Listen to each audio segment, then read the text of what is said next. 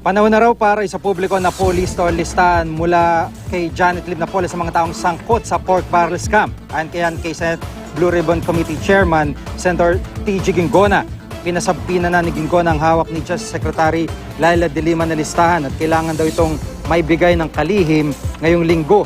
Ayon kay Senator Ginggona, nais nilang mahawakan ng mga listahan para mapagkumpara. Kapag napasa kamay na ito ng Senado, ay malaking posibilidad na magkaroon muli ng pagdinig.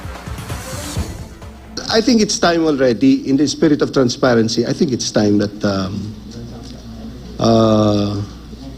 the list should be brought out. And it's not only the list of Secretary, not only the list of in the hands of Secretary De Lima, but also the list that Senator Lacson has. I don't see any reason why I should put it in my drawer and hide it. Yes, it will be open to the public. Magandang balita.